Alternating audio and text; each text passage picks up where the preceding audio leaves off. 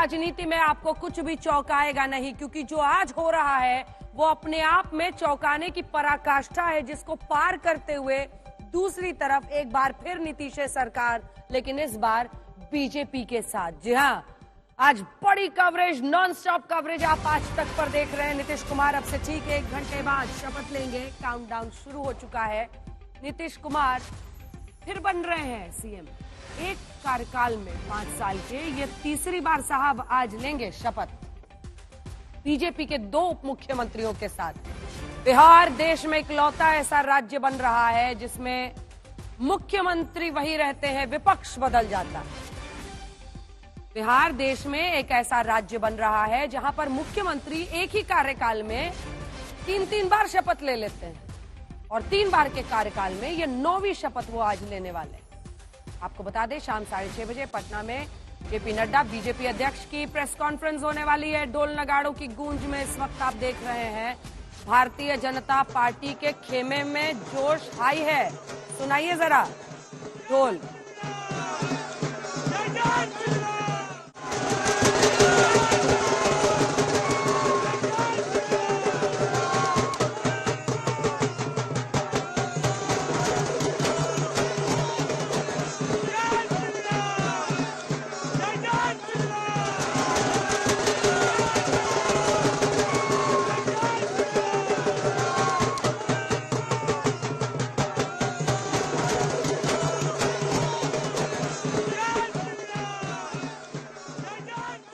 ढोल नगाड़े की गूंज आपने सुन ली, और खास ये मेटालिक ड्रम वहां बड़े बड़े दिख रहे हैं, ढोल जिसको आज बजाया जा रहा है। लेकिन अब हम आपको दिखाते हैं मंत्रियों का कास्ट समीकरण।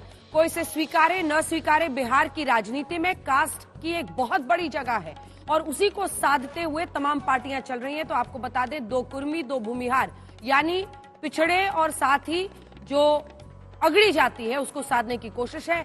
एक राजपूत भी बन रहे हैं, यादव एक, पिछड़ा एक, अति पिछड़ा एक, महादलित एक, यानी ये पूरा समीकरण देख लीजिए, जिसमें सबसे पहले हम आपको बता दें एक मंत्री की कास्ट। सबसे पहले नीतीश कुमार खुद कुर्मी समुदाय से आते हैं।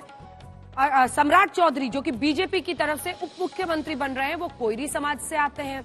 विजय सिन्हा जो उप मुख्यमंत्री बन रहे हैं वो भूमिहार समाज से है। भूमिहार समाज से ही विजय कुमार चौधरी हैं। एक वक्त पर शक की निगाह से उनको देखा जा रहा था कि ललन सिंह के साथ मिलकर वो आरजेडी की तरफ जा रहे थे। बहरहाल आज उन्हें मंत्री पद मिल रहा है, तो अब इससे ज्यादा सुनिश्चित बात क्या कही जा सकती है। तो 2 ये हो गए भूमिहार, विजय सिन्हा और विजय चौधरी।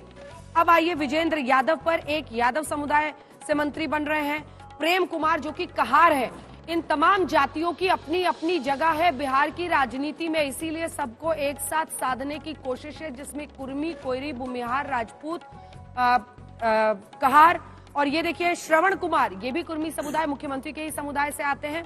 और इसी के साथ सुमित सिंह जो कि राजपूत हैं, संतोष सुमन महादलित, मांझी साहब के सुपुत्र हैं ये बेटे संतोष मांझी के, संतोष सुमन जिनका नाम है, और वो भी आज मंत्री पद की शपथ लेंगे। बताया जा रहा है कि एचएम उनकी पार्टी की तरफ से 2 लोगों की मांग की गई थी कि 2 लोगों को मंत्री बनाया जाए। तो अब चर्चा होगी कि जातीय समीकरण को किस तरह से साधने की कोशिश हो रही है। हमारे साथ तमाम खास मेहमान जुड़ गए हैं, जिसमें संजय कुमार जी हमारे साथ सीएसडीएस की तरफ से जुड़ गए हैं। हमारे साथ शशि शेखर जी वरिष्ठ पत्रकार जुड़ गए हैं। विनोद अग्निहोत्री जी वरिष्ठ पत्रकार यहाँ पर नोएडा स्टूडियो में हमारे साथ हैं।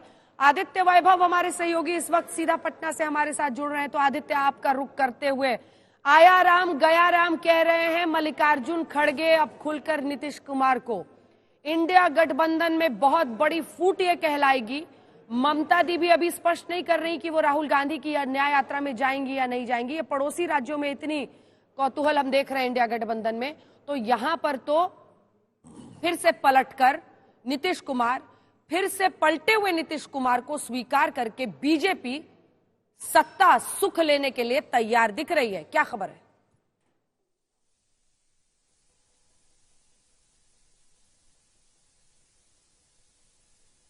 सियासी घटनाक्रम अभी बिहार में देखने को मिला, जिसकी वजह से पटना से लेकर दिल्ली तक का पारा चढ़ गया था अंजना।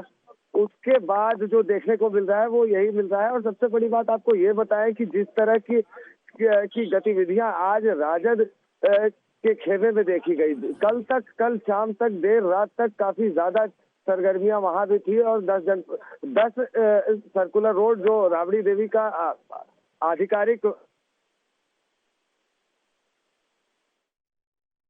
ऑडियो आपका कट रहा है, बीच बीच में ऑडियो कट रहा है, उसको ठीक कराइए। इस बीच हिमांशु के पास जल्दी से चलते हैं। हिमांशु, क्या खबर है? और जातीय समीकरण भी हम दिखा रहे हैं तमाम मंत्रियों के जिन्हें चुना गया है। अगड़ी जाति से 3 हो रहे हैं, 2 भूमिहार, 1 राजपूत।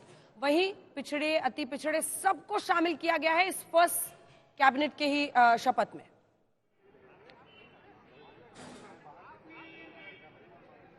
देखिए, बिल्कुल अंजना, इस बात से कोई भी इनकार नहीं कर सकता कि बिहार में जो है जातीय समीकरणों के आधार पर ही राजनीतिक चलती भी है और इन्हीं जातिगत समीकरणों को ध्यान में रखते हुए ही नीतीश कुमार भी जो हैं वो भारतीय जनता पार्टी के साथ आए हैं और भारतीय जनता पार्टी ने भी नीतीश कुमार के साथ अगर पींग बढ़ाई है तो उसका कारण जातीय समीकरण है, क्योंकि वो जानते हैं कि 2024 का जो चुनाव है अगर उसको जातीय समीकरणों के हिसाब से देखना था, अगर नीतीश कुमार आरजेडी के साथ, कांग्रेस के साथ, लेफ्ट पार्टीज के साथ रहते तो नंबर्स लगभग जो है वो 2015 के विधानसभा चुनाव के तरह ऐसे ही नजर आते लोकसभा चुनाव में। इसीलिए नीतीश भी आ गया है, बीजेपी भी आई। बहरहाल मैं आपको बता दूं, यहां पर विधायकों का पहुंचना शुरू हो गया है राज्यपाल निवास में और आप देखिए कि यहां से अब विधायक जो है अंदर जा रहे हैं। 5 बजे जो है वो शपथ ग्रहण समारोह है। जेपी नड्डा, बीजेपी के राष्ट्रीय अध्यक्ष, वो यहां पहुंचेंगे और उसके बाद नीतीश कुमार जो मुख्यमंत्री पद की 9वीं बार शपथ लेने जा रहे हैं और अपने इस कार्यकाल में 3री बार शपथ लेने जा रहे हैं और तीनों ही बार वही मुख्यमंत्री हैं। ये एक ऐसा आपने कभी, हम सब कवर करते रहे राजनीति में, ऐसा कभी नहीं देखा कि एक ही मुख्यमंत्री 3 बार अपने ही कार्यकाल में शपथ ले ले, बीच में किसी को बनाया भी ना जाए। ये तो नीतीश कुमार ही कर सकते हैं, इनके अलावा कोई और नहीं कर सकता। शायद ऐसी जादूगरी किसी और नहीं बदलते, विपक्ष बदल जाता है। नीतीश कुमार को ही आती है। एकमात्र ऐसा राज्य उन्होंने बिहार को बना दिया है। लेकिन मुझे बताइए, उपेंद्र कुशवाहा को लेकर कहती है, हाँ, और चिराग पासवान को लेकर थोड़ी सी स्थिति ऐसी दिख रही है, डामाडोल टाइप। चिराग पासवान कह रहे हैं कि ठीक है, ऐसा है वैसा है करके, मतलब वो उस तरह से सुर में सुर नहीं मिला रहे जैसे मांझी साहब मिला रहे, क्योंकि उनके बेटे को मंत्री बनाया जा रहा है। और उपेंद्र कुशवाहा पर क्या अपडेट है? आएंगे नहीं आएंगे?